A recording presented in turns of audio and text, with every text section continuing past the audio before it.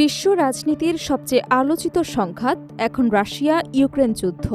৩ বছরের বেশি সময় ধরে চলা এই যুদ্ধে শুধু অস্ত্রের লড়াই নয়, চলছে কূটনৈতিক দাবা খেলাও। এবার যুদ্ধবিরতির প্রস্তাবকে কেন্দ্র করে মুখোমুখি অবস্থানে দাঁড়িয়েছেন ভ্লাদিমির পুতিন ও ভ্লাদিমির জেলেনস্কি। কেন প্রত্যাখ্যান করা হলো ইউক্রেনের প্রস্তাব? এর প্রভাব কি পড়তে পারে আন্তর্জাতিক রাজনীতিতে? যুদ্ধবিরতি নিয়ে নতুন করে উত্তেজনা তৈরি হয়েছে রাশিয়া এবং ইউক্রেনের মধ্যে। ইউক্রেনের প্রেসিডেন্ট ভ্লাদিমির জেলেনস্কি অভিযোগ করেছেন, যুদ্ধ বন্ধে কিয়েভ একাধিকবার প্রস্তাব দিলেও প্রতিবারই তা প্রত্যাখ্যান করেছে মস্কো।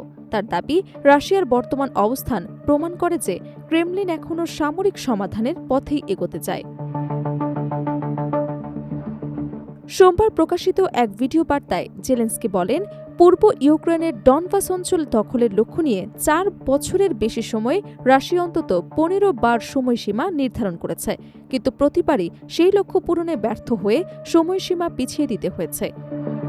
তার ভাষায়, যুদ্ধ দীর্ঘায়িত হলেও ইউক্রেনের প্রতিরোধ এখনো রাশিয়ার পরিকল্পনাকে পুরোপুরি সফল হতে দেয়নি। এর একদিন আগে রুশ প্রেসিডেন্ট ভ্লাদিমির পুতিন এক টেলিভিশন সাক্ষাৎকারে দাবি করেন, ইউক্রেন দূরপাল্লার হামলা বন্ধ এবং যুদ্ধের তীব্রতা কমানোর একটি প্রস্তাব দিয়েছিল। তবে তিনি এই প্রস্তাব প্রত্যাখ্যান করে বলেন, এটি প্রকৃত শান্তি উদ্যোগ নয়, বরং ইউক্রেনের সেনাবাহিনীকে পুনর্গঠনের সুযোগ করে দেওয়ার একটি কৌশলও বটে। তাই বর্তমান পরিস্থিতিতে যুদ্ধবিরতি রাশিয়ার জন্য গ্রহণযোগ্য নয়। পুতিনের এই বক্তব্যের জবাবে জেলেনস্কি বলেন, রুশ নেতৃত্ব বাস্তব পরিস্থিতি থেকে বিচ্ছিন্ন হয়ে পড়েছে। তার দাবি, ইউক্রেনের ধারাবাহিক ড্রোন হামলায় রাশিয়ার জ্বালানি অবকাঠামো উল্লেখযোগ্য ক্ষতির মুখে পড়েছে। ফলে বিশ্বের অন্যতম বৃহৎ তেল উৎপাদনকারী দেশ হওয়া সত্ত্বেও রাশিয়ার বিভিন্ন অঞ্চলে জ্বালানির সংকট দেখা দিয়েছে এবং সাধারণ মানুষকে পেট্রোল পাম্পে দীর্ঘ সময় লাইনে দাঁড়াতে হচ্ছে। জেলেনস্কির ভাষায়, এই যুদ্ধের অর্থনৈতিক প্রভাবের একটি উদাহরণ মাত্র। তিনি আরও বলেন, ইউক্রেন বেসামরিক জনগণকে লক্ষ্য করে হামলা চালায় না, বরং সামরিক স্থাপনা ও কৌশলগত লক্ষ্যবস্তুতে নির্ভুল হামলার মাধ্যমে জবাব দিচ্ছে।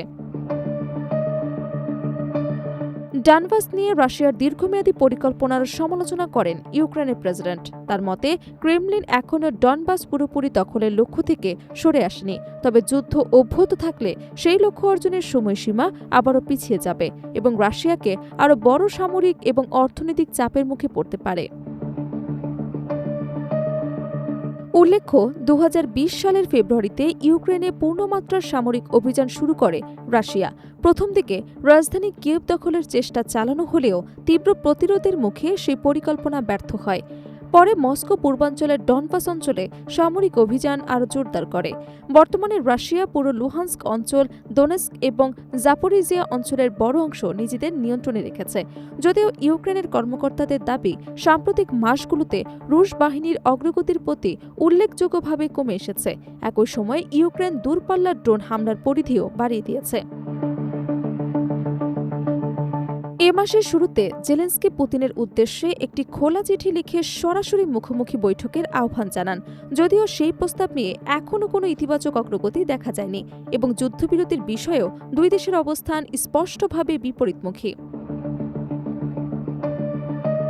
সব মিলিয়ে পরিস্থিতি বলছে, রাশিয়া এবং ইউক্রেনের মধ্যে শান্তি আলোচনার পথ এখনও কঠিন। যুদ্ধবিরতির প্রস্তাব নিয়ে উভয় পক্ষের পাল্টাপাল্টি বক্তব্য ইঙ্গিত দিচ্ছে, কূটনৈতিক সমাধানের সম্ভাবনা আপাতত সীমিত। ফলে সংঘাত আরও দীর্ঘায়িত হবার আশঙ্কা যেমন বাড়ছে, তেমনি আন্তর্জাতিক নিরাপত্তা এবং বৈশ্বিক অর্থনীতির ওপরও এর প্রভাব আরও গভীর হতে পারে।